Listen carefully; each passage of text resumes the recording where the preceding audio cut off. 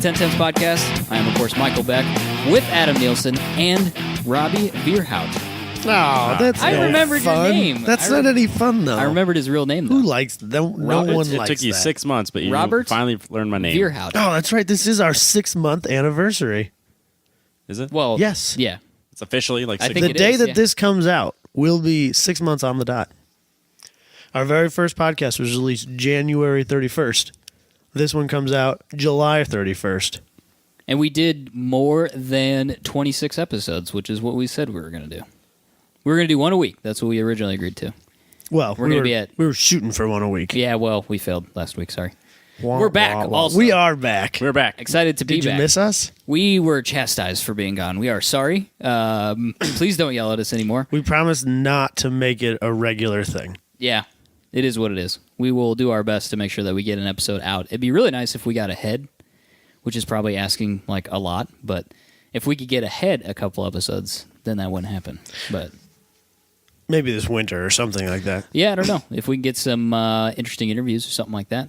If you guys can think of some interesting interviews for us to do, you should hit us up on our Facebook page, which is 1010s Podcast, Instagram and Car Throttle at 1010s Podcast, Twitter, the number 1010s Podcast, and 1010spodcast.com. And Robbie's doing YouTube stuff, right, Robbie? I am doing YouTube stuff. Where are you at on your YouTube? I have put thing? out the first 12 episodes, and then I've also put out the Baja episode. So basically, they're glorified slideshows where they're just pictures about what we're talking about. So you went back, you did the first 12, and now you're doing the new ones? Yeah, so Is that right? I did the first 10, or first 12, and then decided that maybe I should probably start working backwards. So now I'm going to try to catch up and stay relevant to what we're actually doing. So if we do a new podcast, that'll come out about the same time on YouTube. So if you're on YouTube, you should subscribe. I think we actually have some subscribers. We were which at is- 5 last time I checked. which Aw, is yeah. a huge number, 5. Obviously, Matt Farah, we're coming for you. Just watch out. Yeah, look out. Yeah. And subscribe, upvote, and yell at people who say nasty things to us, if you wouldn't mind. I don't even know if anybody's been mean to us yet on YouTube. There's no mean there's no mean comments, but there's definitely a couple views already. That's good. Are there any comments at all? No. Most of the people that have probably found it so far have been people that listen to... Did we mention this on the other podcast, didn't we? Yeah. This has been out for a couple weeks now. So. Yeah. So, yeah, it's probably... And we mentioned it on our Facebook page, so those people probably found it and watched it that way, or listened to it or whatever. So help us out there. You can also find us on iTunes. You should rate us and leave us a review. If you want to say nasty things about me or anybody else on the show, you should give us 5 stars and then give us nasty nicknames, which hasn't worked. I can't believe nobody will bite on that. See, here's my theory. I think that all the people who have nicknames are Android users with Google Play Music. And Okay. they're like, I would love to leave a nasty nickname review for Michael, but I can't. So I think I've solved that problem. Okay. I have turned on the ability for our fans to leave reviews for us on Facebook. So they can leave, like any business, I guess. They Yeah, can like leave any business, you can give us a 5-star rating there as well. And, write something. This is oddly professional how we've gone through all of our social media in kind of an order. Like we know what we're talking about and it's written down and we planned it ahead of time. Not at all. This will never happen again, I can promise you that. This is the second time we've tried to start this. So, that's how unprofessional we can be. Absolutely. What has happened in the 2 or 3 weeks since we recorded a podcast last? We went to Indy. We did. Well, the IndyCar. IndyCar. Iowa Corn 300. Yeah. Robbie and I went to Indy. Robbie, however, did not get the same experience that I did. Oh, Mr. Fancy Pants with the backstage pass. Hey-o. Me in the front, or not the front row, the 8th row, like a commoner. Yeah. You were up high or down low, so you couldn't see anything. Well, it's weird how the IndyCar has it set up because the higher you are in the grandstands, like if you're on the top row, it costs the most money. But if you're on the front row, basically like 10 feet from the cars, right. that's like $30. Because you can't see anything down there. Yeah, you can see the cars and feel the wind, and that's it. Right. But you can't see the other side of the track. And that's at Iowa Speedway. Yes. In Newton. Yep. So I bought row 8 because that was the highest you could go before they jumped from $30 to $60. And I wasn't about to pay $60. So I got a different experience. One of the vendors that sponsors one of the cars at IndyCar, and I won't say any names because I don't know that I was supposed to have these tickets. I know somebody, and he got me some tickets. I really don't think I was supposed to be there. You guys were busy talking about your trust funds, and you're like, "Oh, by Right. the way, I got these spare tickets." Right? Yeah. That's exactly It was what went it was down, at I the think. golf club, and I think it was actually at the squash court within the golf club. But that's a different story. But anyway, so he got me these tickets. So we got our fancy badges. We got lanyards. I mean, you got to have a lanyard if you're going to be at a race. yeah. It's made out of if you're- like saddle leather, and you get to keep it. Yes.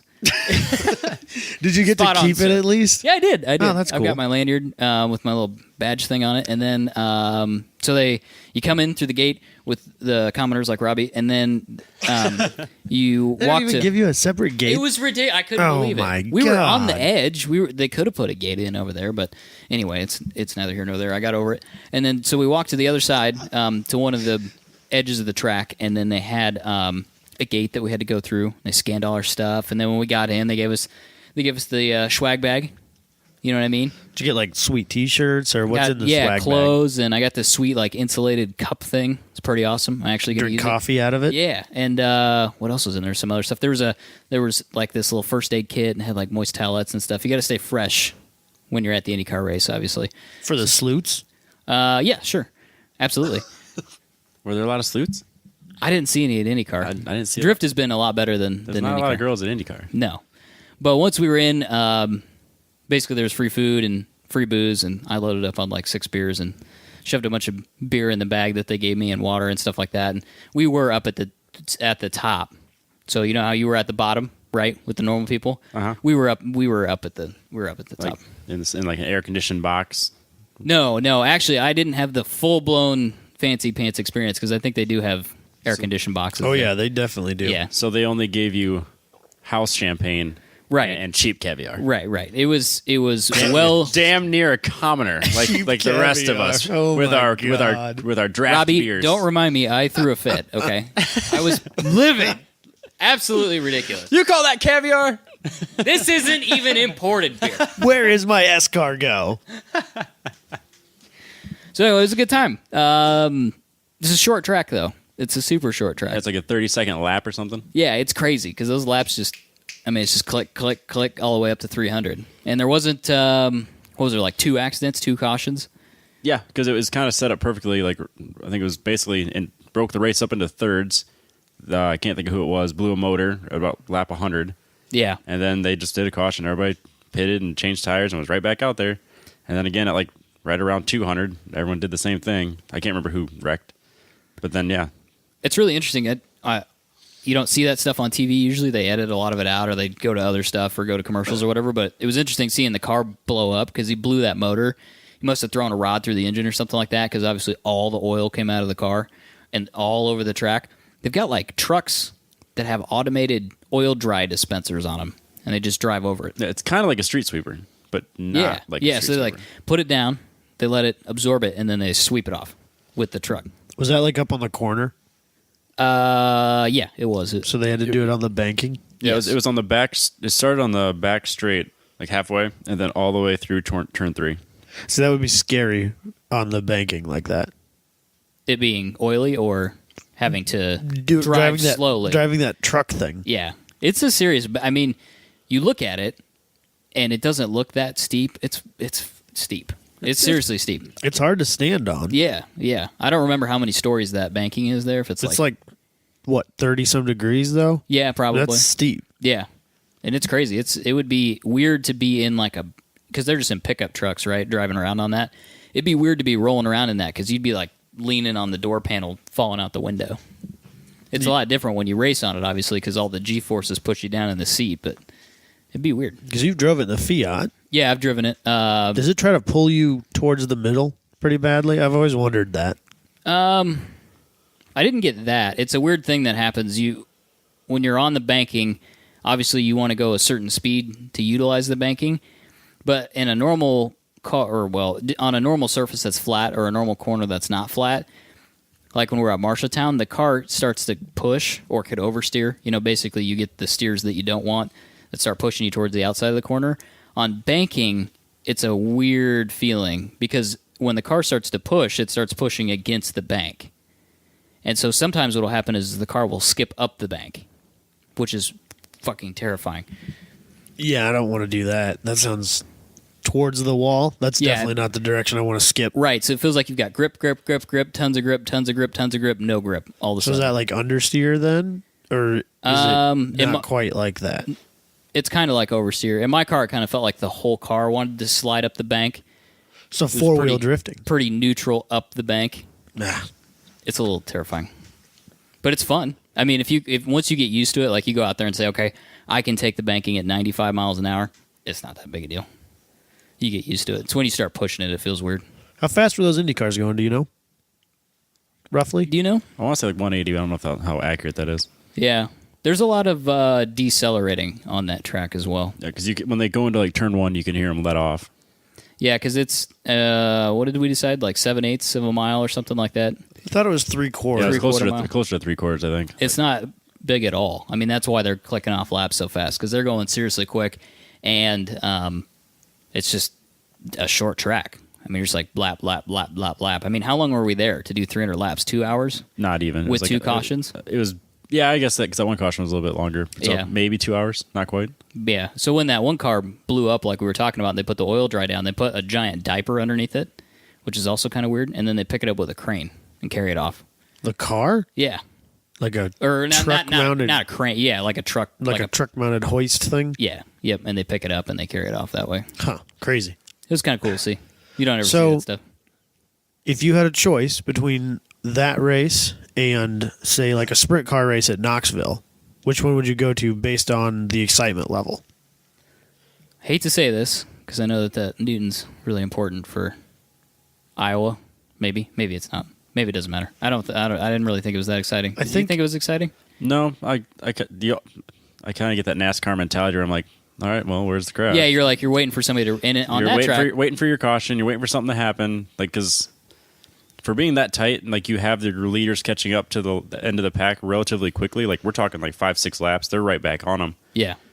And You so expect you expect action. Like you expect Right. racing. You expect there to be crashes and didn't so, happen. yeah. Then when there's only 2 in the whole race, you're like, oh, okay, let's do something here. And who was the leader of that race? Like Joseph Newgarden. He went 282 or 3 of the 300 laps leading. as lead. Yeah. Like he started out. It wasn't at first when he started, but he jumped to the front and just led the rest, like the whole race. Is there a lot of passing? I feel like it'd be a hard track to pass on.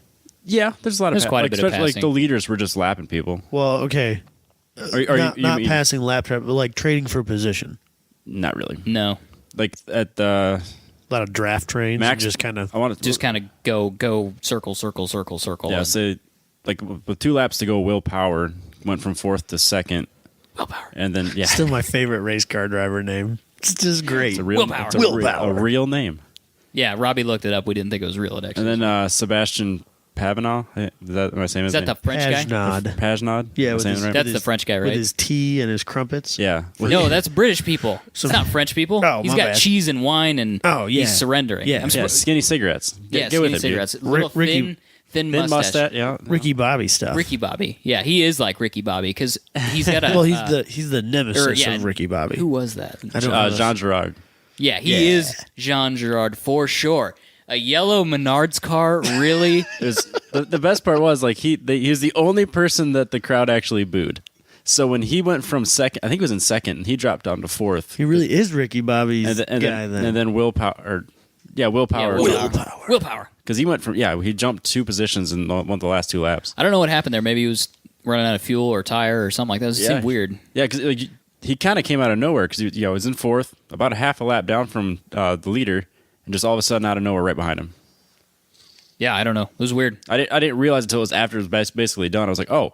Yeah, he Oh, didn't shit. come in second. Yeah. Because he was almost the same thing. Like, he did 280 laps in second. Yeah, And I think he pulled, didn't he? Wasn't he pole? I think so, yeah. Yeah, so... Which one? Willpower or No. No, Jean Girard. What was Jean his name? Girard? We like it. Pagenaud. Simon Pagenaud. Pagenaud. Yeah. Pagenaud. There's a D on the end, but I don't think. I would guess that's probably silent. Silent. I don't know. Anyway, I don't think it's as interesting as... No, I like to go, Yeah, though. so it's because I think the sprint car races in Knoxville are not a small deal. Like, No. I'll bet you they bring as many or more people to Knoxville as those IndyCar races do to Newton. And So they- to me, comparing those two is not really doing one or the other an injustice. No, I wouldn't say that. But no. if you had to pick between the two, you'd take Knoxville. I'd take Knoxville, which is weird because I usually don't like dirt track stuff. But I think dirt track is more fun to watch, but I'm not really into doing it. it's yeah, that might be true. I don't know. You get a whiff of kind of redneck to it, I guess. That might be Well, the way to say it. even if they don't crash, there's a lot of passing. They're Yeah. especially sprint cars. They're basically drifting the whole time. They've got these massive V8s. They the race fuel smell in the air. It's just the experience. It's more drama for sure, in Yeah. a good way, not in a bad way. Yeah. I've never actually been to like the high-ranking professional sprint car. I've never been to Is that what it's called? sprint car. I've never been. Sprint car would be the winged ones. Yes, yeah, like that's what what I Tony Stewart was in. Yeah, and Yeah. that's really popular up in Northwest Iowa. Yeah, We and should. Why have we never gone to Boone? I don't Boone's know. really close, Boone's just not north of sprint here. car. Well, Knoxville's just as far away as Boone is. Oh, from is here. it? Yeah, I suppose you're right. Technically. Yeah, you're right. You're right. It's not far away at all. When when nationals are? About this time of year. It's not far It's away. August, isn't it? Because then August or late August or September. September is the Boone. Yeah, the national thing, Super too. Nationals. Super that, Nationals. That We should- brings like 10,000 people in. We should try. we should try go to more than that. Yeah, because that's obviously super popular. That's a piece of racing that we don't get. We haven't really get. None of us have gotten into. No, we should learn. We should go. We should go. I enjoy watching that stuff. I grew up watching it from time to time. A lot of figure eight racing. I watched a lot of figure eight racing. I watched it when I was in high school.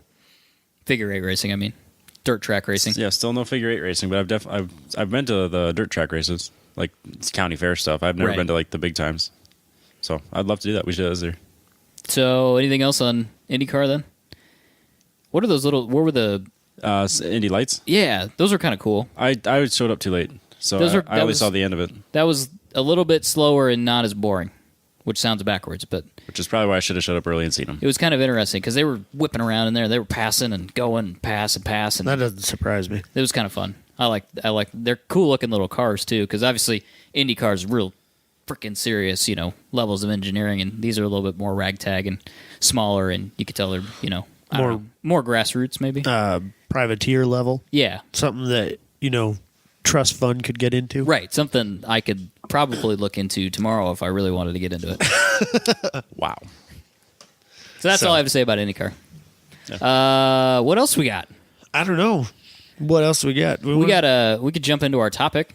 Shall we? We actually have a topic this week. We did a poll on Twitter, and people said that they liked the topics, and we haven't done a topic in like 10 episodes probably. It's been We a kind long of time. Too long. knew that people like those better, but this has been a real busy time of year for us, and we just really haven't had a whole lot of time to do it. Yeah, we wanted to take advantage of stuff going on to talk about too, because when December comes, this is Iowa, and things don't happen anymore. So It'll be there's- Topic City. yeah, we'll be doing topics and project car updates, which I know people don't love, but we will give them anyway. Not that people don't like our cars, but it's not as interesting as some of the topics that we do. Right. We'll still try to push for bigger interviews with Yeah, we'll try to find some interviews and stuff like that. That's the difference between us in 6 months versus us 6 months ago, is that we were just starting out and we didn't really have any room to ask somebody to be on our podcast. So and we still have not really gotten the rejection yet, so we're still right, so we're just fresh-eyed and- charging forward Yep. until somebody shuts us down, and then we're going to be a giant ball of misery and dismay. Just emotion, like a high schooler. We'll have Right. we'll Crying. put our hair over our eyes so we can't We'll see. do emo makeup We'll get before our we My start. Chemical Romance CDs out, and we'll Yep. just So when we cry, there's streaks. Well, Yeah. until that day, we're We'll going to be light like candles. the freshmen at Iowa State with our backpacks on, all fresh-faced and happy on the first day. What are until you you talking- realize everyone's making fun of you because you're stupid lanyard. Freshman. bam. Oh, okay. Who wants to introduce the topic? Adam. Me? You want me to do it? Yeah. Why not? Well, it was your idea, Mike. It was Why my don't idea. you introduce it? It's an idea that I ripped off from somewhere. I hope somebody figures out where I ripped it off from. But we wanted to talk about if we were going to buy cars for our moms, what would we buy them? And then that kind of expanded into if we were going to buy cars for our moms, we would probably get them a daily driver. Yeah, you got to be And responsible. You got to be responsible at some level. Absolutely, Rob. Especially moms. Moms got to be responsible. Yeah, exactly. It's key to being a mom. And then the other thing would be a fun car for our moms. Because there were times in our lives when our moms were not responsible, I'm sure. We don't need to go I into am- depth on that, Robbie. I am more than certain that my mom has always been responsible. Okay, well, you keep telling yourself that lie. We will move forward with this topic anyway. I think I live in a very different family than Robbie because my mom's always had a fun car, and the trend is going to continue in this conversation. Yeah, I can see where this is going because I know like I picked a very very boring car because that's what I expect. Okay, so we should introduce our moms for we could say their names. My mom's name is Stephanie. My mom's name is Carol. My mom's name is Cheryl. Ooh, confusing. Oh yeah. What were you gonna say, Adam? I was going to say you should start. I should start. Yes. So I'm gonna. Although I'm a little concerned that we may have picked the same car. daily driver. Right, I think that we did. What did you guys both pick? You Porsches? sent me that picture message last night about something unrelated to this, but you sent me that message and I went, "Fuck! I know what he's been looking at online now." Anyway, I don't remember. we can that. we can discuss and then we can maybe Oh change if we no, want to. that's not. Actually, I think with it. Okay, Are we I see okay? No, I don't know, Shit. but that's not where I got that from. Okay, that all right. was something that came up on a Facebook group I'm in. Okay, so if I was gonna get my mom a daily, I would get her a Buick Regal GS. Damn Save it! Fuck! I thought about messaging you last night. Yeah. Saying, So dude, did you pick the same? I think we might have different reasons for it though, so What- that's all right. What year? We'll roll with it. A new one. The new one. Okay. On the daily, I was assuming we were probably going to be Relatively newish. new Yeah. cars. God, I'm too Dutch. You bought your mom a cheap car, Rob? No. Just wait. You got like a Just wait. 2001 Toyota Corolla.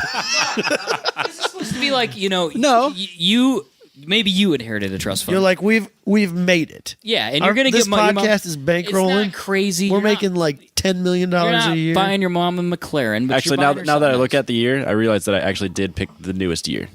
So Oh, it's going to be terrible though. Something Anyway, that- let's discuss the Buick. And Yes, then yes. So All why right. did you pick the Buick? I picked the Buick because I like the Buick. First of all, I kind of want the Buick. Yes. But I don't know if I could have the Buick. First of all, it's not cheap. It's like $37,000. I was looking at the options. There's not a ton of options that you can add without adding like really dumb shit that you don't need, like Welcome to steering buying lights new and cars. shit. It's like nobody That's a thing. needs that. Your mom will never know that you didn't select that option because it's as the GS you get leather and Alcantara, I think. That's and just the big steering wheels light and- things. That's just something to break, It and is then your something. mom's gonna have to take it to the dealership, and you're It's gonna have to listen to her inconvenient. bitch about it. It's not worth it. inconvenient for your mom. Don't do it.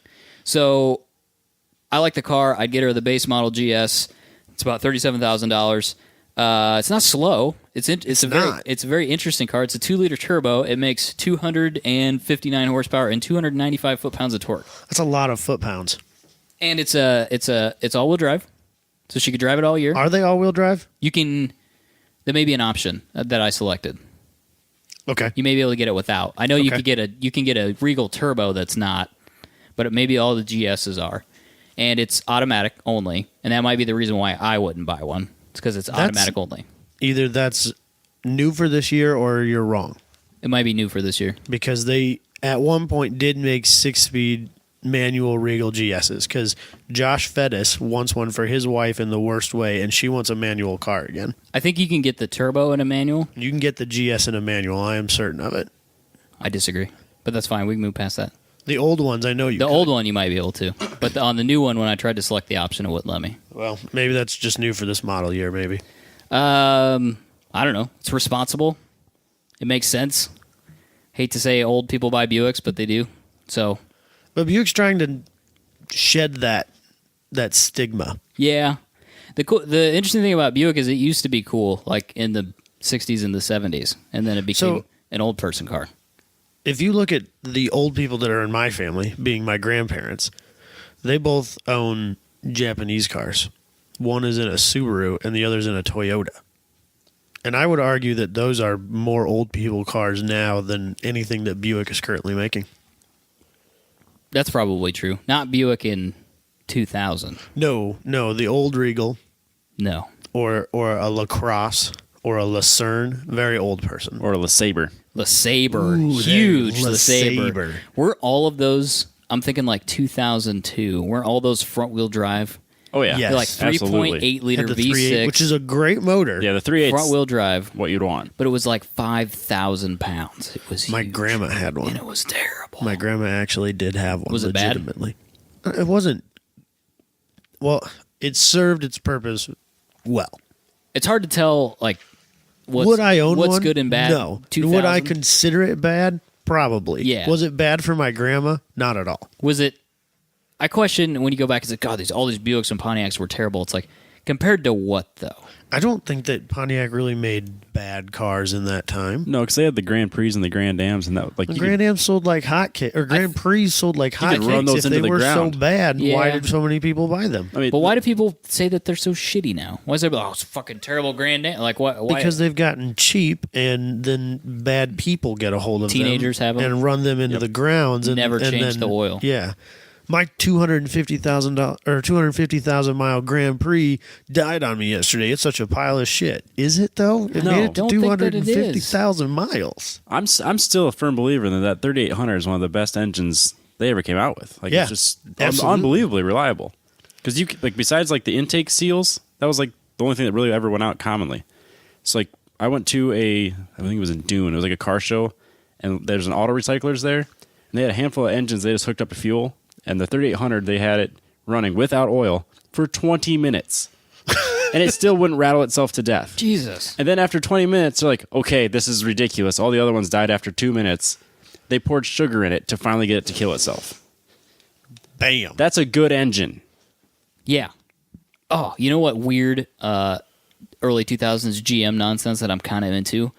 I think it's the Oldsmobile. Is it the Alero? That's a The two-door. Aurora. The Aurora. That you was could the, get that strange little V8 in it. Yeah, you could get a 4-liter V8, which is in the Shelby Cobra. Oh yeah, no, the Series 2. It's in the in the Series Shelby 1. series. Series 1? Series Is one. that what it's Shelby called? Series 1. Okay. Yeah. Yeah, the car that Robbie was lusting over at a neat car. the museum. Yeah, at the In museum Lincoln. at Speedway. Whatever it's called. I forgot what the name of it is. Something about speed. It's at Speedway. The American In Museum history of Speed. Speed. Speed.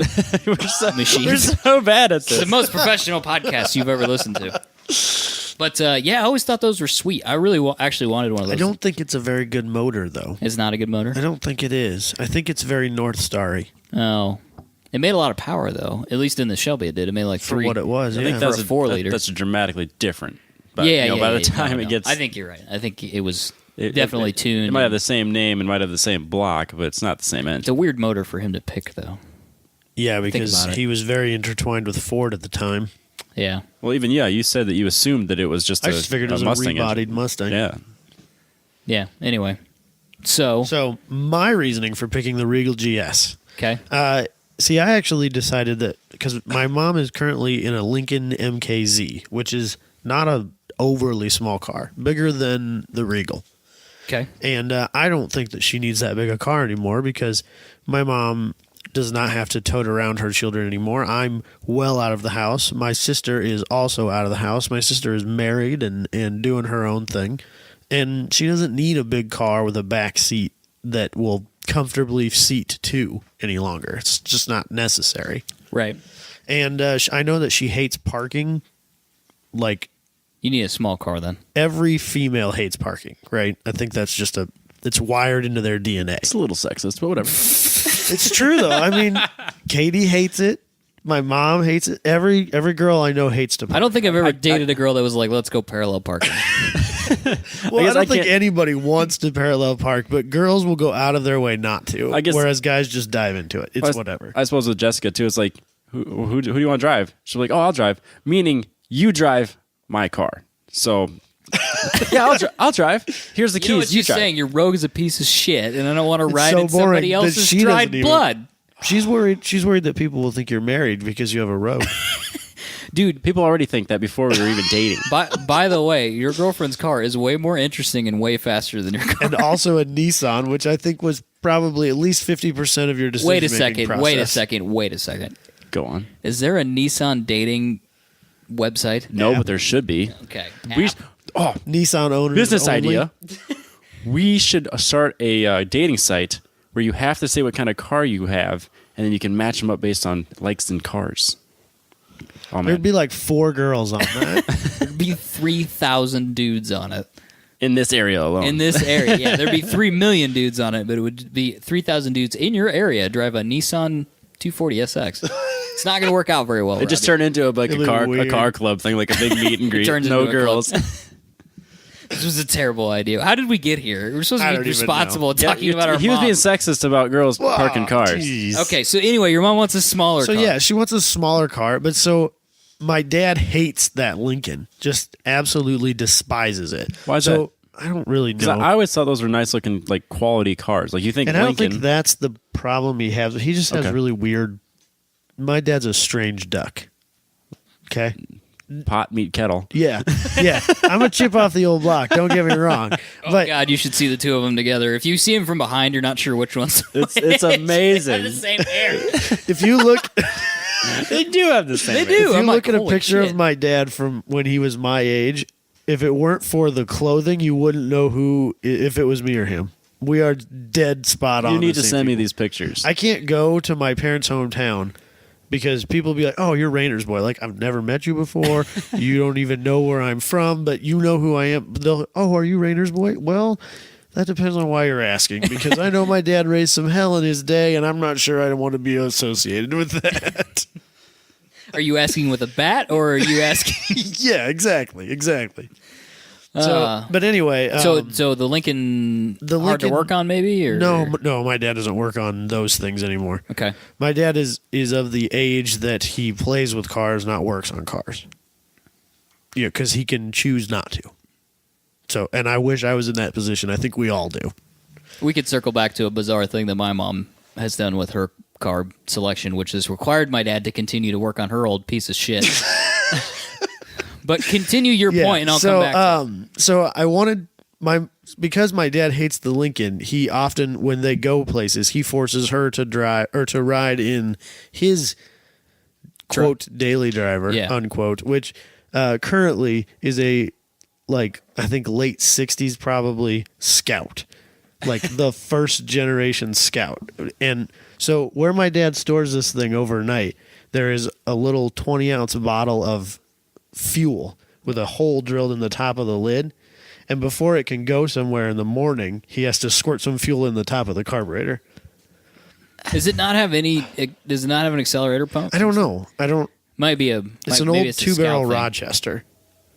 So I don't mean, know. it's a pretty Yeah. standard carb as far as You would think it would have a accelerator pump on it. I don't know. I think my dad's just given up trying to deal with it. Okay, that's fair. That's a typical carburetor thing to do. Yeah. Fuck it, I'm done. I don't care anymore. Yeah. So once it's been started once in the day, it will fire right off every Right. time. Yep. But that one first fire, it's got to be coaxed a little, which may explain why I'm okay with dealing with some of the shit I deal with for my so-called daily drivers. It's ingrained. Yeah. But so my mom doesn't like dealing with those things. So I'm sure, would appreciate it if she didn't have to deal with those. And so I think that the Regal GS is fun and fast enough that that my dad would be okay with driving it. That's fair. So then my mom would have to stop riding around in those terrible things. So that was kind of my logic. But the problem is, because of the early 2000s, my dad is adamantly against Buicks. So what I'd have to do is I'd have to take duct tape and cover all of the logos Buick badges? for 6 months, and then let him get acclimated to the car, and then just Dad. Turns out that's a Buick. What are you gonna do about it? do a Vauxhall VXR. Yeah, thing. Just make Call it it a an Vauxhall. Opel Astra. Yeah, there you go. It's sold. He doesn't have to know. So back to the thing that my mom does. That's a thing. This blows because I'm don't pretty sure I know I don't where you're even un- going. yeah, and I don't even understand. get it. So the whole Buick thing, the reason that I would get her a Regal is because she has a Verano, and it's like a 2015, and she bought it almost new. It had 2,000 miles on it. It had never been registered. So it was one of those dealer deals, where they have it on their lot with the window sticker in it, but they drive it around. It's pretty common in Indianola. We've bought a couple cars that way. She bought it a year ago, and I think she's driven it 3 times. It's a nice car. It's got leather. I'm sure it is. Leather, heated seats, climate control. It's got all the options. She doesn't drive it. She has a 2005 Dodge Grand Caravan. Not a turbo Dodge. Not a turbo Dodge. Are we sure about that? We're Actually, sure. I'm fairly it's not a certain. turbo, so it is a turbo. So it's a turbo Dodge It is van. a turbo Dodge van. She has a Okay. turbo Dodge van. Now I understand why she has it. Yep, I'm on board now. No. Piece of shit. I hate it. It's got the worst interior in the whole. I mean, at the time it wasn't that bad. Well, what is it? Plaid? No, it's just gray. It's just gray on gray with some gray and then some more gray. It's covered. Its exterior is white. White and gray. Just like a plain monochromatic day. Yeah, and it's terrible. She's taken all the seats out of it so she could put like 57 dogs in the back, which is Because she has 57 dogs. maybe I need to get her a bigger car. Should have gotten her that giant Buick SUV. There you go. But then she drives it all the time. I'm like, I understand needing the dog school bus. I understand that. But why do you need to drive it to work every day? Like, she works like 30 miles away from the house or something. It's not, grand scheme of things, it's not that many miles. I mean, it's a few miles, but it's like, what are you saving this Buick Verano for? It's not appreciated. It's not a collector car. Mom, this is isn't a Ferrari 458. You need to drive this car. Otherwise, it's just costing you money for no reason. But in my looking at Buicks and things, they make a Buick Verano Turbo, which when I drove her car, I said, this would be a good car with a turbo because it's slow.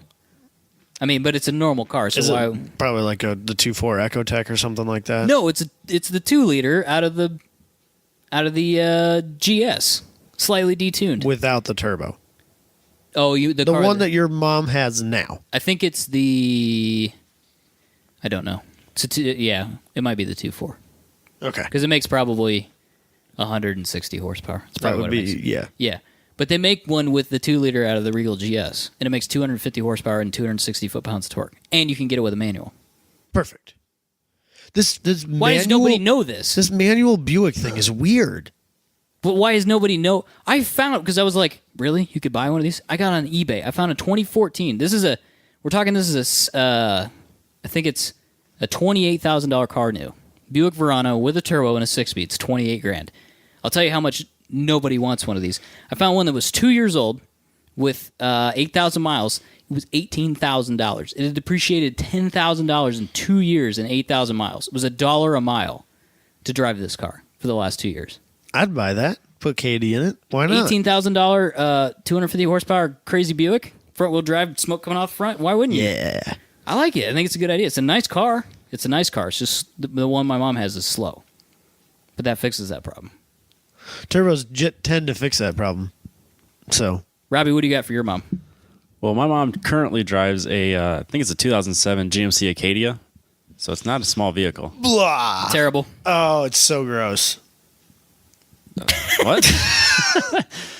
Just a pretty practical daily for... Don't Adam. You can't win. It's not worth it. They are the practical family. They are the poster child of practicality. What's your dad have, an Outback or something like that? He's got the Outback wagon Practical. for his work vehicle. Right, practical. Okay. And then for his truck, he's got a brand new Silverado High Country or GMC High Country. That's a little less practical, but because there's a lot of options on that. Yeah, it's a nice truck. It is a nice truck. 'Cause that's got Legitimately. the 6-liter. 6.2. 6.2. There you Makes go. whole fuckloads of power for probably no good reason. For hauling the 240 across the state. That's what it's for. To get tuned. What would you buy your mom then if you had a trust fund? If I had your trust fund, Right. I would buy my mom a Mercedes-Benz GLS 450. Wow. Robbie, I'm proud of you. You are a lot nicer to your mom than we are to our mom, apparently. I'm not sure that's true, but It is. that's the most interesting thing you've ever picked. It is roughly the same size as the GMC Acadia. It seats 7. It'll have all the bells and whistles the Acadia doesn't have. Okay. Gets about 20 miles to the gallon. That's not practical at all. It's got a 3-liter turbocharged V6. Not practical. 362 horsepower. It's not practical. It's a 9-speed automatic transmission. It'd be so comfortable. So, why does she need to seat 7? Because when we go on... None of you live Why do you with interrupt her. me? You asked me a question, then interrupt me. I don't understand. Because we go home a lot. We do a lot of family things together. We go on vacation still as a family. So when we go road tripping and we go to these tourist traps like we always do every year, Let's not get started on tourist we traps need again. to have 7 Volos? we need to have 7 people in the car. Did you say GLS?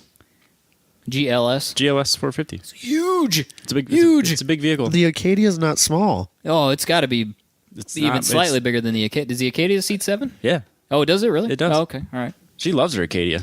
That's a big. She's gradually gone to bigger vehicles as she's That's a big vehicle. moved on. See, my mom would not want bigger because she doesn't want to have to climb into it. And she's very short.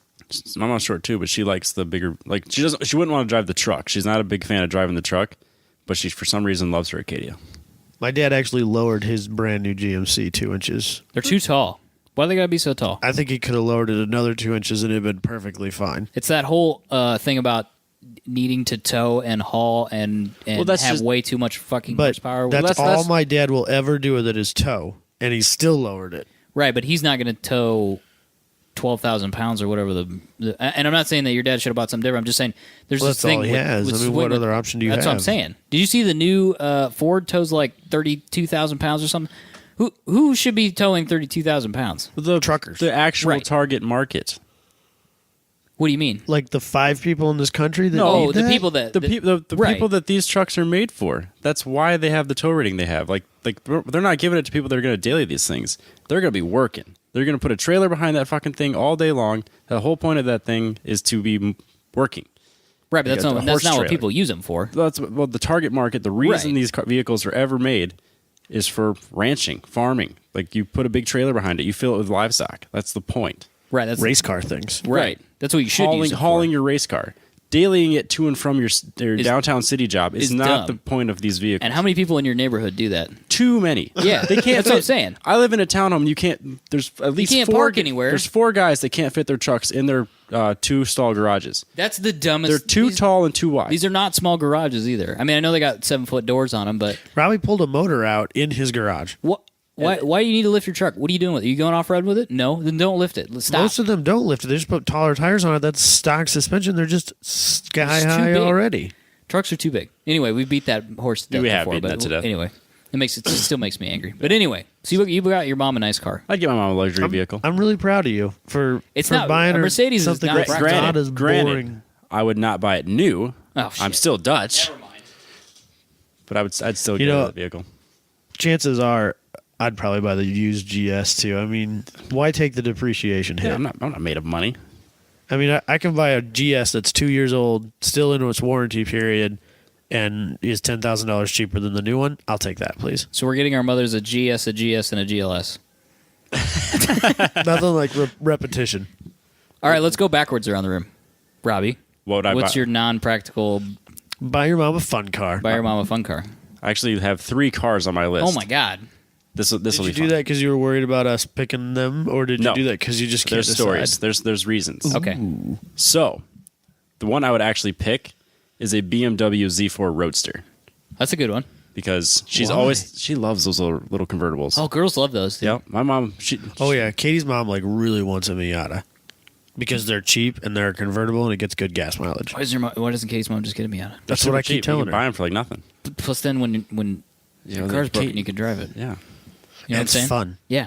She wants a stick. It Yeah, makes me dude. so happy. Have her get it, and then let's borrow it sometime. And then she could teach Katie how to Yeah, drive a stick. This seems like a win-win-win. No, trust me. All right. Every well, time I talk next to time her, I talk to Sandra, right when you're laying your smooth moves, you read into that however you want to. Next time I talk to her.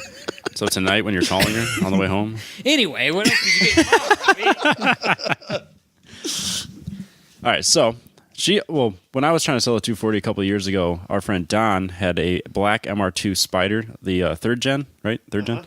He was trying to sell it at the same time, and my mom wanted me to trade the 240 for that car in the worst way.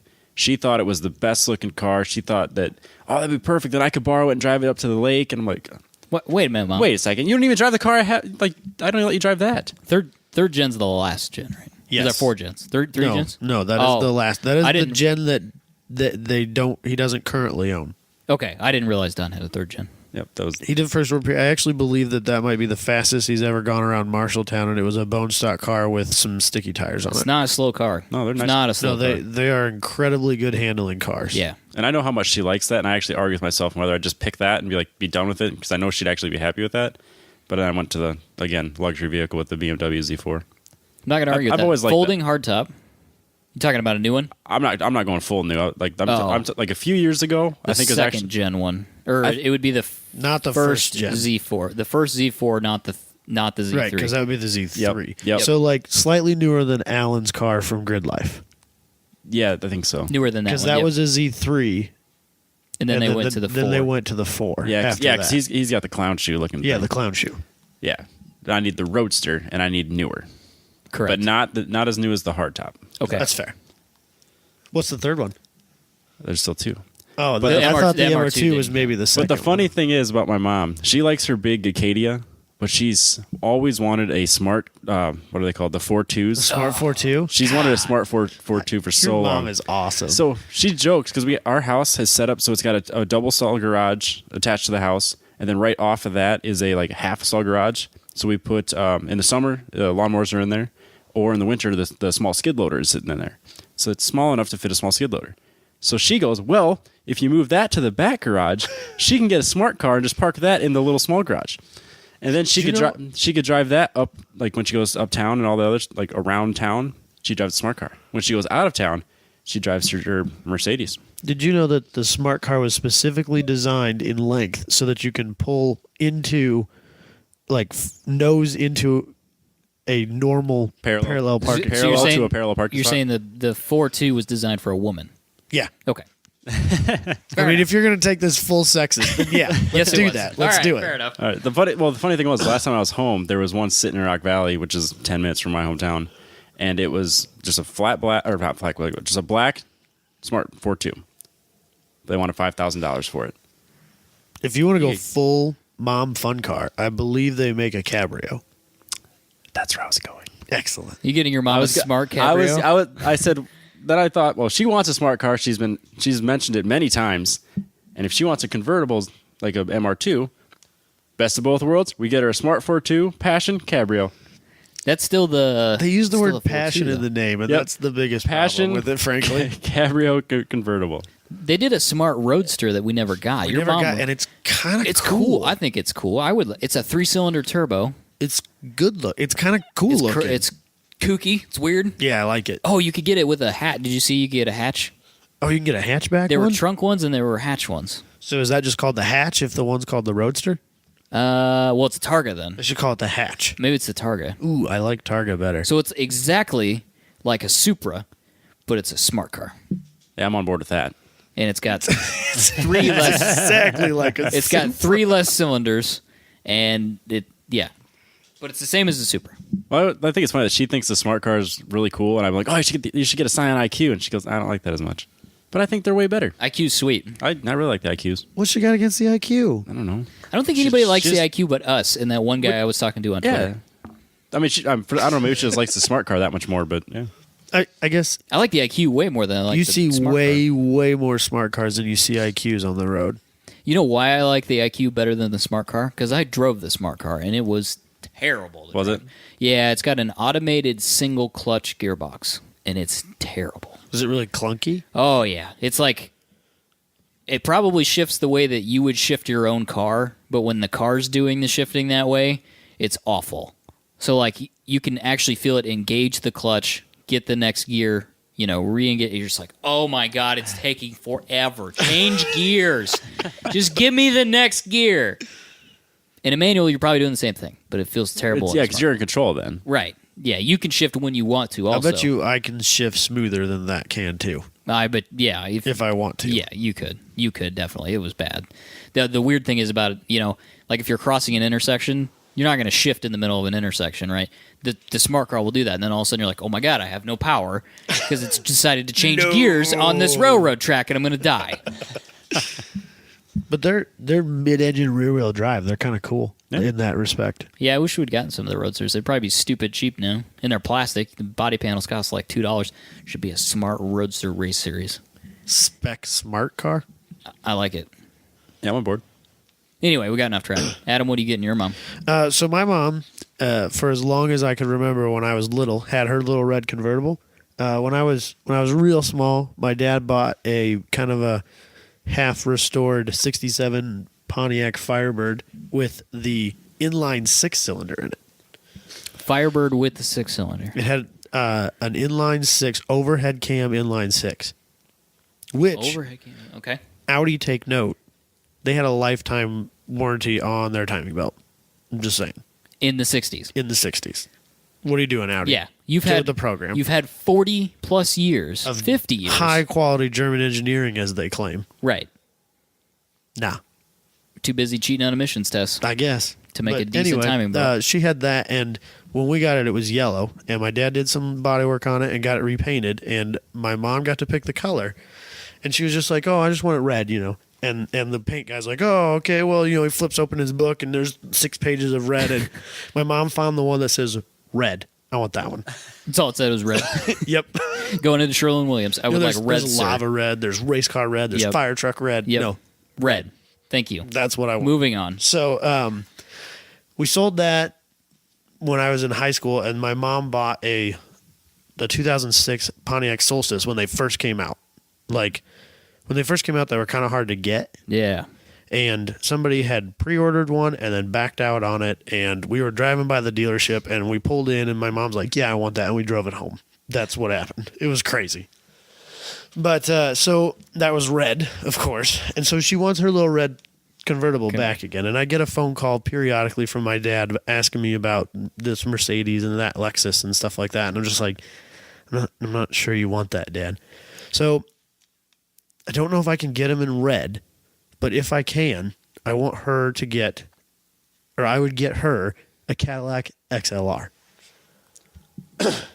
I like it. I actually had. I was thinking about I that can one. get it in red though. I think that You can get any car in any color you want. They had Okay, it. that's fair. So- but I don't know if you can get it from the factory. I don't know if you can We get can it fix in that. quote red. You can get it in that red Cadillac pearlescent color. I don't know that she really would care, as long as it is a hue of red. Pretty sure you can get it in some shade of red. So maybe your infinite LS wisdom can clear this up for me. Yes. Are all XLRs Vs? No. What was the V? Because it wasn't the supercharged motor that they put in the CTS-V at the time, was it? Okay. I'm going to say this and probably be wrong because it's recorded. It seems like we're always wrong when we That's record all stuff. right. Whatever. I'm pretty sure the regular one is just the 4.4 or the 4 liter or whatever, just the normal North Star. Oh, it's a North Star. Yeah. In the normal one. Yeah, And, then the V is an LS of some. No, variant. it's not. It's actually the 4.4 liter supercharged North Star out of the STSV. So I don't think Okay. which seems odd because it seems like they should have it's a Corvette chassis, so it seems like they should have put the LS in it, but they never did. It was a North Star motor. Okay. Then I think I'd have to have the V. But the interesting thing about that is that North Star with the supercharger has a forged rotating assembly. I don't think that makes up for the rest of the North Starriness that it would have. Well, I think if you change I'm the not a pulley, fan of though, the North Star is overly complicated. if you change the pulley, it'd be really fun until it stopped working, though. Okay, yeah, that's fair. But I think I'd have to have the one with the LS in it. There wasn't one with an LS. What? I thought the V had an LS. No, the Oh, V the V has is the super- V has the supercharge. Sorry. Okay. Yeah. Okay. So you'd have to get a Damn Corvette. it. Because I thought somebody told me at one point that those were tuxedoed Corvettes. Which I think they are, but Cadillac in their infinite wisdom decided it needed to have a North burst Star motor in it. in it.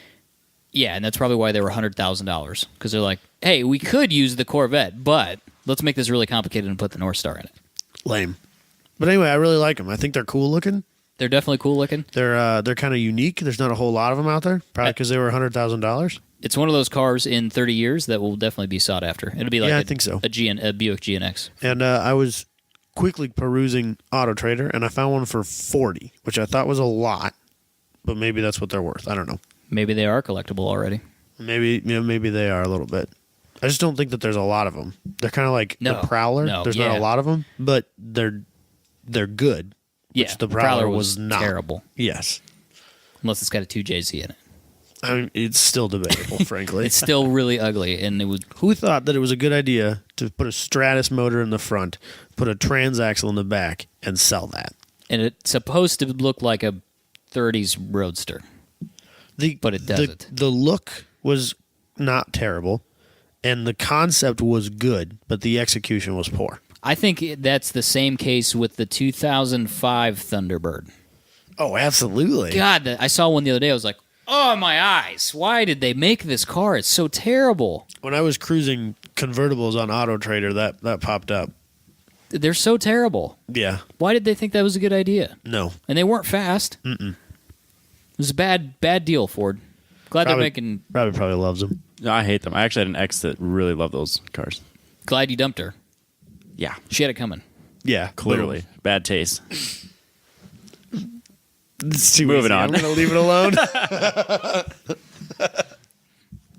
All right, Michael, let's hear it. What kind of ridiculous, crazy Italian thing did No, you choose mine's for your not mom? crazy in a time. I would get my mom a 73 Dodge Charger with a 440 swap. Really? Yeah. That seems weird to me because you guys seem to be the GM family. Yeah, she does like Dodges for whatever reason. Her family grew up as Dodge people, but when the mechanic has to work on it, he definitely usually chooses GM stuff. But I would get her the Charger because that's what she had in high school. She had a 73 really? Charger with a 400, That's cool. but I had 440 because why not? Why not, 440 swap. Maybe In 73, the 400 it doesn't. Well, they probably didn't make the 440, and if you could get it, it probably had like 170 horsepower anyway. So, you should put a new gen Hemi in it. ooh, 6.1 out of a Charger RT, like a Gen 3 or a Gen Yeah, 4. there's a website like DIYhemi.com or something like that just like goes through all the things you need to do that, and like I genuinely think those might be the next LS swap. I think it's just as easy as an LS. It's not any bigger. It shouldn't be. It's push rod. If you want to go easy, they bolt up to some sort of non-electronically controlled transmission. If you want to take that route. Yeah, I wonder if you could put like a 727 or something. I think that's what the I don't Dodge remember. transmission was. I don't remember. I'm sure at some point Dodge made a valve body 4-speed automatic that you could get a bell housing for or something like that. Yeah. Just like a 700 R4. I think the bell housing is basically the same from my understanding. So yeah, that's what I get her. Just souped up 440, 70. I mean, 73 Charger's not worth anything because it's outside of the realm of collectible Chargers. not It's still the overly big special. body. It's still the big body Chargers, but the fronts are different. It's The no front's 80s different. turbo Dodge Charger. That's for sure. I'm not going to touch that. So anyway, not exciting, but that's what my mom had. No, it's cool that- black on black. It's cool that you pick something that is, important in her history. Yeah. So Very nice. I don't really have that car for my mom. I tried to think of. I did spend some time thinking about it. I didn't want to call her. And ask her. Yeah. Why? You didn't want to throw off any flags? No, it's not that. I wanted to think.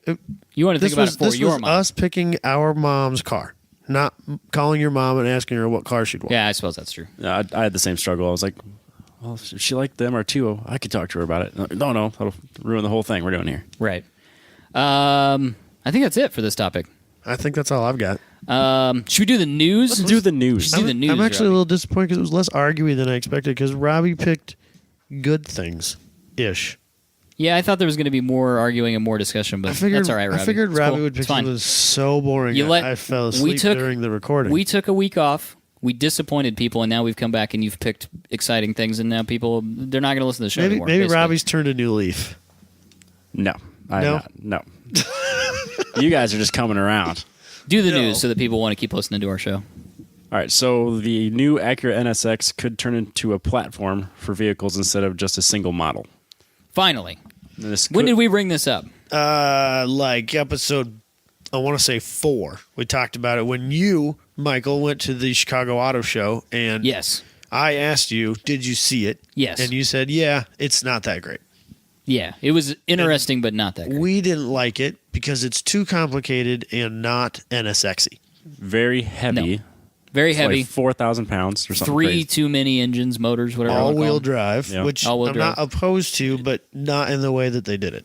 Right. So the new one, it sounds like they like what they did with the Pikes Peak car, which was still hybrid, I think, or No, they mainly electric. They did an all-electric one. They did do at one? at the Pikes Peak. Did they have? They brought multiple cars though. Yeah, they did. They had a stripped-down one, which is basically like I don't know what that really entails. But they called it the lightweight, and then they also had an all-electric one. I don't know if those were two in the same. But they said they want to do several versions. They want to do a stripped out one. They want to do a all electric one. I think there's maybe even talk like a 2-wheel drive, naturally aspirated one as well. Yep. And then they could go sky's the limit here. They could go all-wheel drive, 2-wheel drive.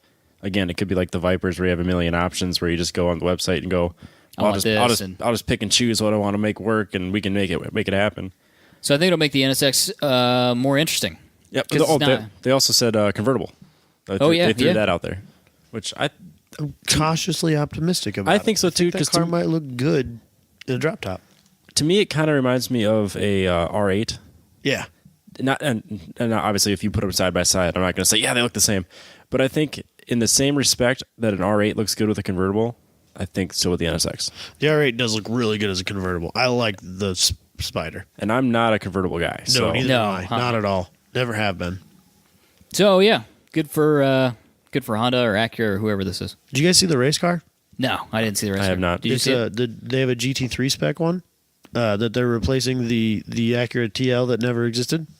And I think Real Time Racing, I think, is who's going to be driving it. But it is magnificent. All carbon fibered and wider and lower and sleeker. And it's just good. I'm excited about it. It'll be cool to see it out there throwing it down with the ATS VR and stuff like that. So they're going to be running that in... Like Pirelli or Continental World Challenge or whatever. And Is that stuff like that. Blancpain? Blancpain? GT? They probably would run that in. So I believe that Blancpain is mostly just European, and our version of that is the World Challenge. Okay. I think it's the Pirelli World Challenge. Yeah. I don't know. There's lots of tire manufacturers, and they all sponsor their own time races attacks and this and that. Yeah, and it gets. I mean, I'm pretty sure it's Pirelli World Challenge. I think you're right. So, but yeah, I would guess that they'll race that here, and then they might race it in Blancpain over in the UK. The UK, and I would like to see it. Like Daytona 24 or something like that. I think it'd be cool there too. Yeah. Mixing it up with the Corvettes and the 458s and the Ford GTs. Or, sorry, 488s. That'd be cool. Definitely. What else, Robbie? Well, in the same mindset, we got Porsche left a nice message to Acura when they bought a GT3 for development of the NSX. So it sounds like Honda tried to buy a GT3. I think they successfully bought a GT3. It makes sense. They're... especially a car manufacturer that's, hey, we're going to make a supercar, we're going to compete against the world's greatest supercars. You kind of got to figure out what everybody else is building. So they went out and they bought Porsche GT3. They were able to successfully buy it without anybody knowing. I want that job assignment.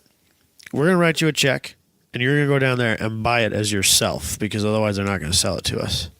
Yeah, I would milk the shit out of that. Yes. I'm going to need to come back. I'm going to need to drive that car, and I'm going to need to drive that car. And you know what? I'm going to go home and I'm thinking about it. I'm going to come back you can't just tomorrow. walk in there and go, I'm going to buy that one and not drive it. No.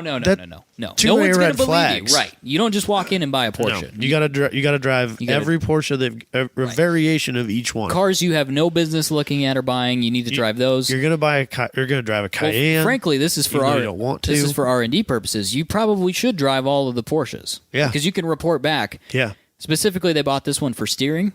So you could report the Boxster's got way better steering. Maybe we should buy a Boxster. New life goal. Right. It's a great job. Yeah.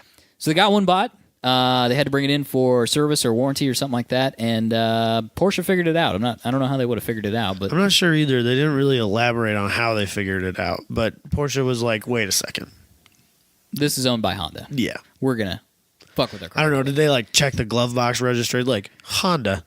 I don't know how you would figure if it was, because it sounded like it was bought privately for that very reason, to avoid that. Yeah, I don't know. It's weird. So anyway, Porsche thought it would be funny to take the engine cover off. And underneath the engine cover, they wrote, quote, "Good luck, Honda, from Porsche. See you on the other side." Which is hilarious. Think if you were the engineer that's taking apart the GT3. You go to, you pop the engine cover. What the fuck is... Yeah, you're going to look around like, there's got to be cameras. Right, they know. Someone's watching How long now. were they paranoid as shit at Honda? Like, okay, who's the spy? Who is it? I want to know, how long did it take for them to find it? I can't imagine they pull that car apart on a regular basis. No, maybe not. That's a good point. I wonder how long it took them to figure out that it had happened when they took it in for service. Or maybe when they say engine cover, do they mean the frunk? Or not frunk, I guess, because that would be the front other trunk. way. Yeah, the boot. The boot. Rear engine cover. I don't know. I thought maybe that's what they mean. Like when they opened up that, it said that. Maybe there. I was thinking it was the plastic thing on top of the engine. That's where I went with first. But why would they be taking that off on a regular basis? To look at the power steering pump, maybe. Yeah, I guess I don't know. Take the power steering pump off. It could be. I mean, that's electronic though. The power steering of the new GT3 is electronic. Is it? Does it still have a? No, it wouldn't have a pump. There's not going to be any pump. Why there be a pump? There's no fluid. I think that's the point of buying that was because they wanted to look at the design of Porsche's electronic steering, because a lot of people say that that's probably the better executed version of that. Because they also bought a McLaren, apparently, and McLaren figured it out, but didn't really call them out on it. But they did want to know why you've been doing 205 miles an hour and where you were doing it at. It sounded like the dealership was, they pull logs on the cars, I guess. I mean, it seems weird to me. Like, why are you pulling logs on the cars? Because they're McLaren. They want to know what you're doing. Maybe they broke something. Maybe that's why they were. Yeah. Well, yeah, maybe it was a warranty claim. Yeah, I guess that would make sense. The warranty claim, they come in and they say, "Why are you doing 205 miles an hour? Where are you doing 205 miles?" Yeah, we're not going to claim. We're not going to warranty this when you're doing 200 plus miles an hour with it. Right. Sorry, not a thing. Anyway, what else we got, Robbie? Last week, Autocar, which is a UK news site, released an article saying that McLaren was designing a successor to the successor named the Hyper GT, which is a successor to the F1. So, Autocar, right? They said that they put out this article saying that there had been some spy reports or renderings or something like that McLaren was making a 3-abreast seated V12 F1 replacement. And in that same article, which didn't make any sense at all, they said it was going to be a GT car. I went back and read they said that it was supposed to be more soft, more toury, soft because you got a P1 than race car, and you got a 675 long tail. So why do you need another? Which is apparently just a bonkers car, just shitstorm crazy. So why do you need another F1, which should be the P1? So it's going to be a GT car, which doesn't make any sense. Right. And then this week we find out the McLaren boss Mike Flewitt, he shot down that rumor and said that we love the F1, but we're not going to make another one. This is the same shit that I think it was a Car and Driver or Motor Trend or something like that. They made a rendering of the Apple car. Did you see this shit? It's probably Road and Track. Was it? Yeah, Road and Track seems to be. I don't see why Road and Track Track would be reporting about the Apple car, though. But they made a rendering of the Apple car and claimed, kind of cleverly, that this is the new Apple car without saying it's the new Apple car, and it went viral across the internet. Right. Everybody's like, "Oh, look, it's the new Apple car. It's leaked." Blah blah. Assuming it had come from Apple. Turns out that they had made their own rendering and put it out there, and it was bullshit, basically. Right. So more or less the same thing, because they had a rendering of the car, and it looked like a McLaren. Yeah. Somebody had spent time to make it look like, had the McLaren nose, like the other cars look, the P1 and the 675. I follow a guy on Instagram that makes those sort of things all the time. I mean, big deal. Right, but you're just blatantly lying to people. Yeah, I don't get it. Why would you do that as a news source? It's dumb. What was the thing that you saw Mercedes, the other day? this ludicrous rumor that Mercedes is making a hypercar with a 4-cylinder in it that makes 1,000 horsepower and then has another 300 horse worth of electric motors for a total of 1,300 horsepower out of a 2-liter 4-cylinder powered car. Bullshit. It'll do that for 1,000 miles. Yeah, not even. They're not going to warranty that for sure. Yeah, that shit is going to detonate, and you're going to be done. 2-liter 1,000 horsepower cars exist. Absolutely. On drag tracks and time attacks, and they're delicate feathers that run less often than don't. And get torn down constantly. Yeah. And rebuilt. Yeah. You do one pass, and then you tear it apart, and you rebuild it for the next race. Maybe 2, but yeah. So anyway. Yeah, you can't have a reliable car. I'm not buying it. It's just not happening. It's bullshit, all of it. It's dumb that supposed news sources are putting out these, McLaren's going to do this, Mercedes is going to do this. It's just sensationalism to get clicks through your website. Hey, it rules everything. Clicks do. You can show click traffic to advertisers. They'll give you more money. I get it, but it's dumb. You should have more clout than that. There's plenty of things going on in the world. You don't need to make shit up. Absolutely. Like, I have no doubt that McLaren's making, like, maybe they're making a Hyper GT, but it's not a McLaren F1, or it's not an F1 successor. No, it's going to be the next P1, or it's going to be their next whatever. Well, it's like they said too. They're like, why would we make we're not going to make a V12 car, that doesn't make any sense. I really wish they would. I like the natural. That old car was a Beamer derived motor though. It was really? It's a BMW motor. Well, now they're talking about making V6s and hybrids and all electrics, and they said they're going to be really expanding their line because everything they make is that road. 3.8 liter V8 now. Yeah, it's basically Everything. just a varied tune of that motor. Why wouldn't you? I wondered this. Why wouldn't you buy a 570, which everybody seems to say is stupid fast and awesome to drive all the time? Drive it on a track, drive it around the streets, doesn't matter. Why wouldn't you buy one of those and tune it? I'm sure that people are. That's it, but it's like so much cheaper. I mean, I know you're not getting all the features, you're not getting all the carbon fiber body panels, you're not getting the giant brakes, this, that, whatever else. But if you could get the same power as a 675 Longtail for like, I don't know, $80,000, $100,000, I don't know what it is. I think you're looking at buying these for not the same reasons as the people who buy them are buying them for. Yeah, it's probably true. You buy that for the exclusivity because that one costs $100,000 less. It's not as good. You're only pulling 9s. The Sloots are 9s. They're not 10s. Yeah, fair enough. Fair enough. It's hard to argue with that reasoning. But if you're going to track day, bro, buy the cheap one. For sure. It's got regular suspension and roll bars and stuff on it. It might be a better track day car, bro, if you're going to do that. I don't know. Just a thought. Well, if I'm going to wreck a car, I'd rather wreck one that costs $100,000 less. It's very true. What else we got, Robbie? The Ford Focus RS has infuriated Australian officials with a new drift mode. Ah, mate, yeah.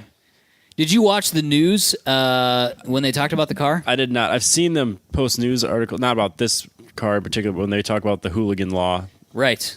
Anti-hooning or what is Yeah, it? it's Hooligan? Yeah, Australia has anti-hoon laws, which include speeding, burnouts, loud exhausts, other such things. And then they go on to say, like, if you are caught violating an anti-hoon law, the police have the right to confiscate your license plate on the spot for 3 months, which, kind of like a little loophole that they give themselves, that catch is that when they remove the plates, there is that's now an unregistered vehicle, and they can tow it and impound it for however long they want. So basically, it's just for them to impound the car. Yes. For basically as long as they want. Yes. If not indefinitely. Sounds like they could confiscate the car if they want. Yeah. So if you get caught doing $180, and then they pull you over and take your license and your license plates right then on the spot, they're taking your car. they take your car. They call the tow company, and it's in the impound lot by the end of the day. So the really stupid thing about this, I mean, I understand those laws. We have reckless driving laws, so I kind of get that.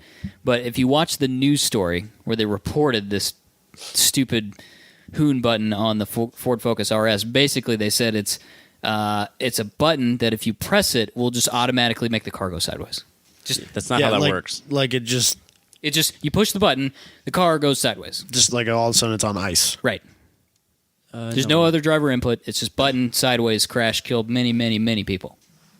Just the Mustang diabocal all over again. Right, it's a Mustang, basically. That's not how these things work. It's not. And the stupid thing was they had an expert, and air quotes on there, who had a Hyundai Genesis coupe who was, quote, a drifter and was walking around in his race suit, with his patches and shit on, drifting while the irony of it was he was drifting poorly and the reporter was standing in the middle of the track. And I'm like, wait a second. You're reporting about people potentially being killed by the supposed drift, kill pedestrians mode, and you're standing in the middle of a drift course while a guy is drifting. Do you not understand the irony behind this? And the guy I get it. The guy was a terrible driver, could barely hold a drift, and then he's like, he's some sort of Australian drift expert talking about how, this car is going to ruin society and people in flat build caps and hooning and vaping and the whole world's going to shit and we're all going to die. It was so stupid. It doesn't make any sense. No. I mean, I'm really saddened that Australia is this way. I wanted them to be better than that. They should be. From the outside looking in, you just see all these giant burnout competitions, right. And that's where World Time Attack Challenge is held, and you see Mad Mike doing all these crazy. I know he's New Zealand, but it's all the same to me. And I'm pretty sure racist, sir. I'm pretty sure that New Zealand also has an anti-hooning law. Yeah, probably same deal. But come on, Australia, you're better than that. So I had to ask. You're James, supposed to be the fun place. Right, they are because they have the Targa Florio, where they close down, I think, thousands of miles of road to Is that the hold one a race. that? Eric Bana? Yeah. What? Eric Bana. What about him? Robbie, did you not watch that movie? The documentary. Yeah, the we watched that. Yeah. What's it called? Shit. It's something about a beast, isn't it? Oh, Love the Beast, I think is what it's called. Love the Beast. I don't know about because he that. calls the car the Beast. What car is it? It's a Falcon XB. Ford Falcon XB, XB? not a Scion Falcon XB. Yeah, it came out in 2009. Is it Love the Beast? Love the Beast. 2009. Nailed it. So yeah, Targo. That's accurate reporting right there. Yes, finally I got that right. Bam. The Targo Florio, yeah. So it's like hundreds of miles of closed time speed distance rally, TSD. and so we all, Eric Bana comes out, he puts out, he's a movie star, he puts out this movie. We all think we can just go to Australia and be assholes, but apparently not. Well, yeah, and you see like super nationals where they're just doing like they have cars that have altered wheelbases so that they do donuts better, and they're just like these nitro breathing burnout cars, and like. So I asked James from Kanga Motorsports about this because he's Australian, and he said they have that shit because the roads are so regulated. I mean, you'll just go to jail forever if you do anything. Yeah, I know that like track clubs I think are like a much bigger thing. Which I'm surprised we don't have more of here. I mean, maybe we have some. Well, we have a few, maybe. I don't know. Road America might be a club. I can't remember. I don't think Road America. Autobahn Speedway Autobahn, yeah, in you're right. Chicago is Yep, for you're right. sure. I think Monticello is. Yeah. There's a few around and about. Yeah. Anyway, A boot. what were we going to say? I think that a lot of our tracks around here, drag tracks in specific, because I think that they're more plentiful and could do a better job of it, don't do a very good job of advertising to the youth. Like, hold some Fast and the Furious style car show, drag racing, grudge Underglow. racing nights on Friday. So like, why isn't that a thing? Like, I don't know. bring your sleuts and just have a good time. What's it, Teriyaki Boys? Hell yeah, Teriyaki Boys. Yeah. I don't know. I think some of that no prep's trying to do that, but like when I was at Eddyville doing that, like I said, they're like, we don't even know what no prep is. Well, I think We're just having the Midnight event. Madness does a pretty good job of it, but it's at midnight.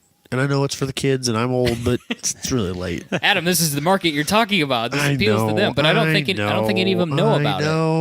I don't think any of them know about it though. Like, how many people really know about Midnight Madness? Well, I don't know. I think now there's because a of pretty. us. I think there's a pretty Right. good turnout. I think MWE Several does a thousand pretty- people that don't live in Iowa know about it. Yeah, but I think MWE does a pretty decent job of getting it out there. But I mean, I know a lot of local kids that go there. By kids, I mean people. 5 years younger than Yeah, you. between 6 us years and younger. like 20 and us. Yeah.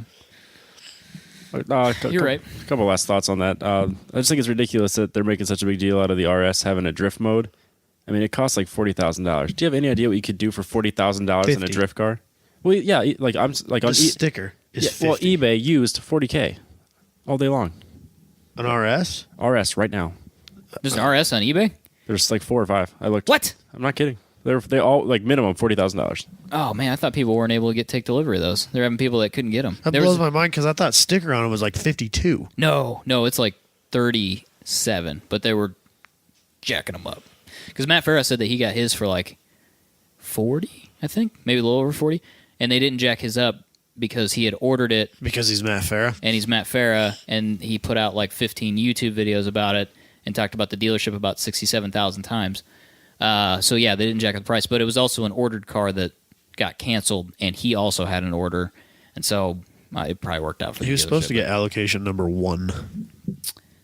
I don't know which one he got. That was what he was supposed to get. Maybe it was number 1, because Didn't get this it. one wasn't his. The one that he got. Oh, I was- know. Yeah, They don't know what happened to it. It's gone. They lost it. It's I was probably at the talking- bottom of the mid-Atlantic. I was talking to another guy that said the same thing, and there was an article on Jalopnik about that too. There's some of them that are just missing. I don't know. Somebody in Ames got one. Yeah, and then that's the thing. There was a guy on Jalopnik too that put this big article about people aren't getting their RSs, and then there was a guy that commented and said, "I work at a dealership. There's one sitting right here. Do you want it?" Well, so the one that's in Ames is dark gray, and I think I like it better than the blue. The blue's cool, but everybody's gonna get the blue. Yeah, probably. I don't know. I just think they're focusing on the wrong crap. I mean, Was that a pun? Take that shit elsewhere. So They are. My question is when is someone going to make a little sticker that you can put over the drift button that says "Hoon" on it? Immediately. Hoonigan right now. needs to make We- that. We know some people. Hoonigan needs to make that. We know some people. Let's make some stickers. What are we gonna sell? Like 300 of them, maybe. Could make $1,000. I don't know if there's Bankroll. already one in Ames. There got to be. Are they limiting the number that they're selling of those? Is that just as many as we can sell? I don't know. Not sure. Is that STI style or is that? It's probably STI style, but I don't know for sure. Sometimes they do it like this model year is limited. They'll do like 500 this year, and then after that, they don't care. So you feel special if you get a launch edition. Yeah, I don't feel special. Sorry. I'd wait till next year when it's $10,000 cheaper. Right. You don't have to pay the stupid dealer markup.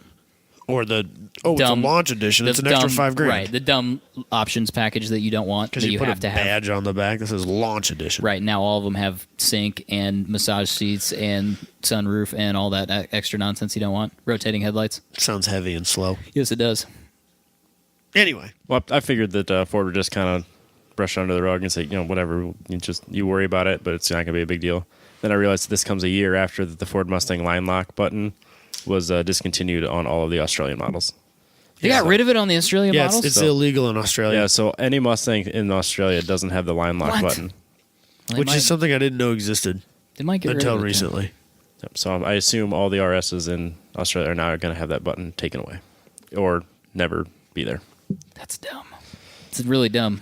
I wouldn't be surprised if the drift button goes away in Australia. It wouldn't shock me in any way. That sucks. Australia needs to lighten up. You guys got so much space. Yeah, relax. I thought that was like where we sent all our criminals. You thought it'd be fun. That's Guantanamo. Not the same. Well, back in the day. Not us. Adam. Well, okay, the British. The British sent all their criminals there. You think it'd be a fun place to be? This is a really racist episode. I'm kidding. You sexist and racist out of both of you. Sorry to women and Australians and who else? I love The Australians. British, the Italians, the French. The French. I'm not apologizing. We're not apologizing to the French at all. But if I was going to bounce ship and leave this country, I'd probably go to Australia first. Then when they confiscate all your cars, you can meet up with us wherever we end up. If I had to pick a country, that's where I would go. It'd be harder to go to Europe because it's harder to have a car there.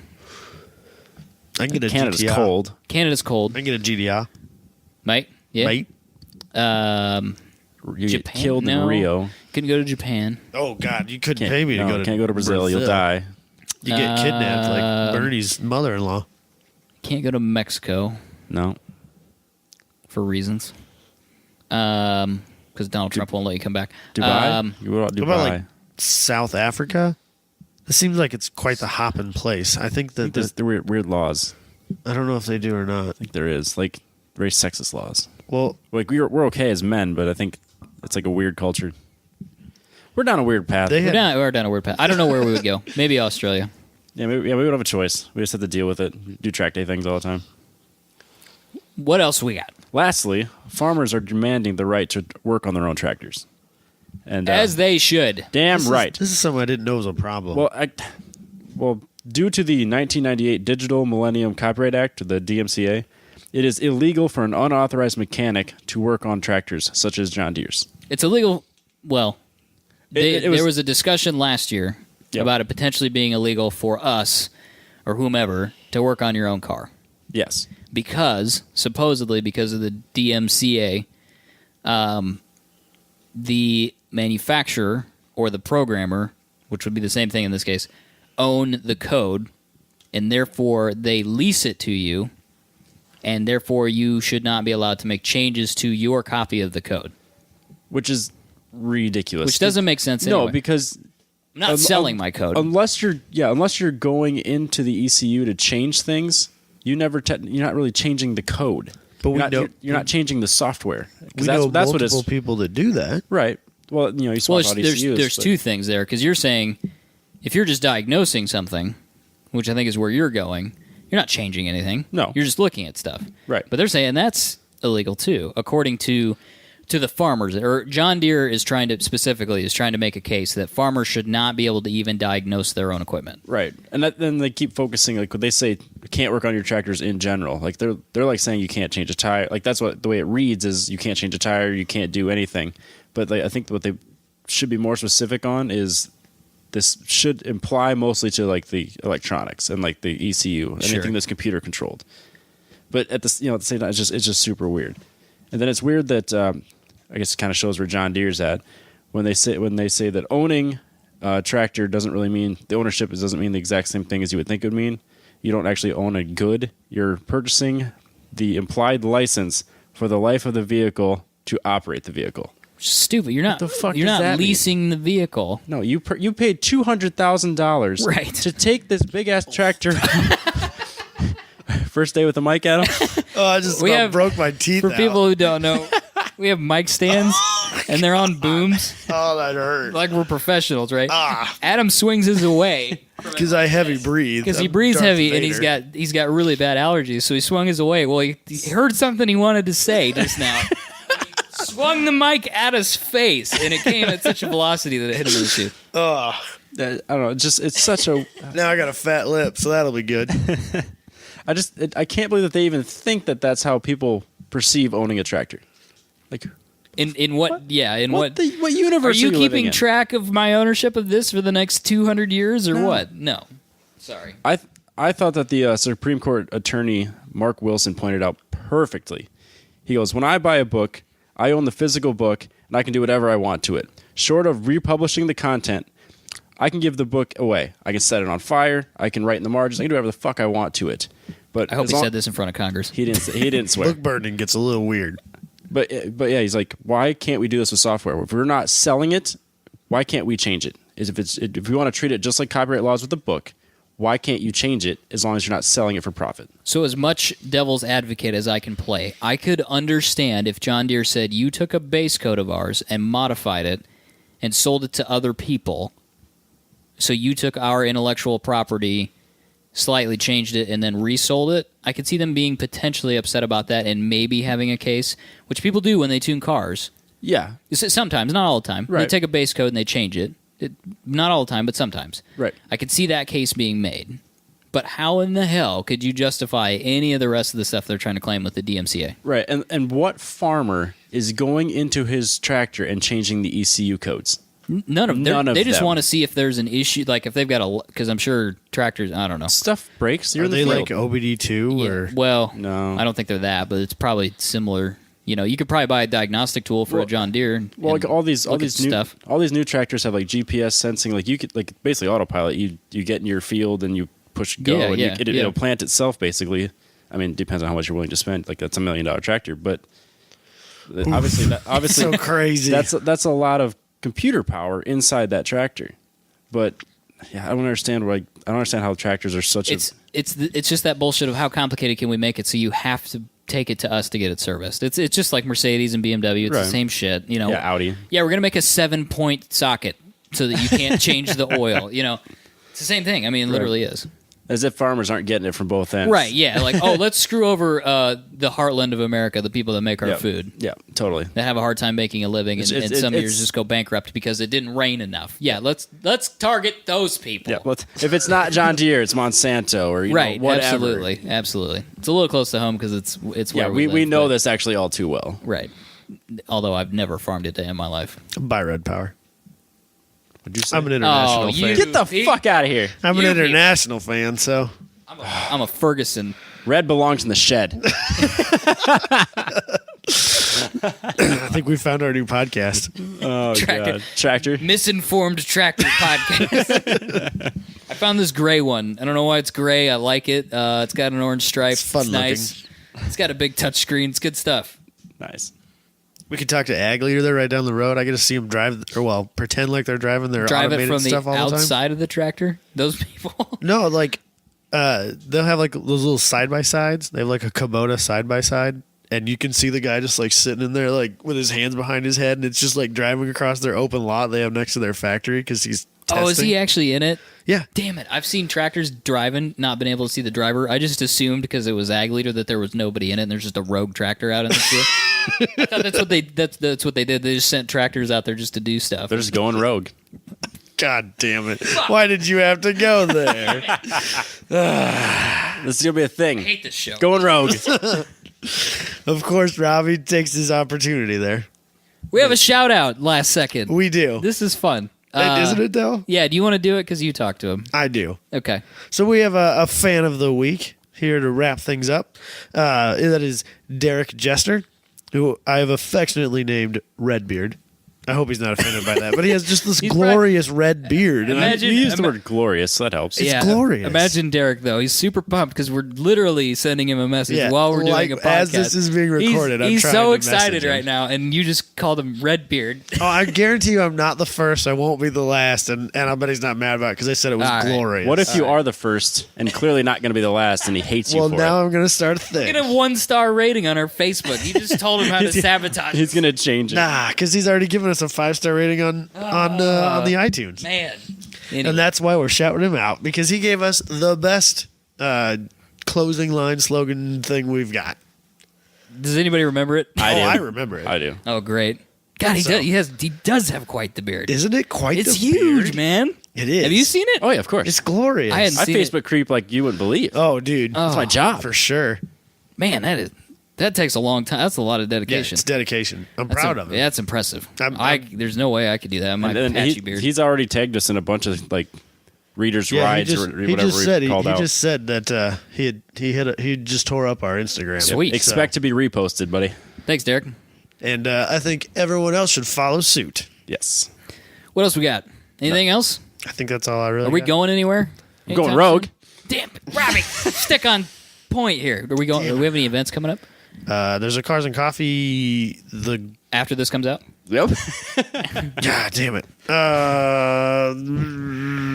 Let me look. Ice Cream Cruise is August 6th and 7th. We have no idea if we're going to We that. haven't decided. Hot Import Nights is August 6th in Minneapolis. Minneapolis. I cannot be there. Ooh. There's an Iowa Region SCCA at Hawkeye Downs. That'll be fun on the 7th. Slipknot is in Des Moines on August 5. We'll be there. We will be there. I won't be Adam there. will not be no, there. I'm a fun hater. But That'll be a you'll good be time. asleep. There's too many people. That's I why don't you like get, being you get touched. assigned We got seating. We're not in seats, the though. pit. Yeah, dude, we're 20. How old are you?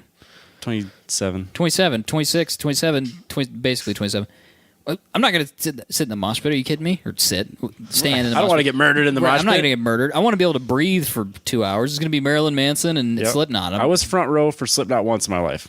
That's enough. I should have done That's that at one 19. more than I ever want to do. That was the same concert one of my good friends got scabies. I don't need Did to you do that even know anymore. that was a thing still? No, I didn't know that was a thing till he told me about it. I was like, you could still get What is scabies? it? It's lice under the skin. Lice under your skin. Uh-huh. Like they burrow under there? Uh-huh. That sounds horrible. Horribly itchy. I can't think of anything I'd want less. You Except wanna- like you- herpes. Yeah, it's right up there. It's right up there with herpes Yep. for sure. I actually think it's considered an STD It should be. because it's skin-to-skin contact. And I'm pretty sure it was a drunk guy with the shirt off behind us that gave it to him. Man. It's the best way to end a podcast ever. Yep. So, keep the antics up and the pedal down. Bam. Thanks, Derek. See you guys next week.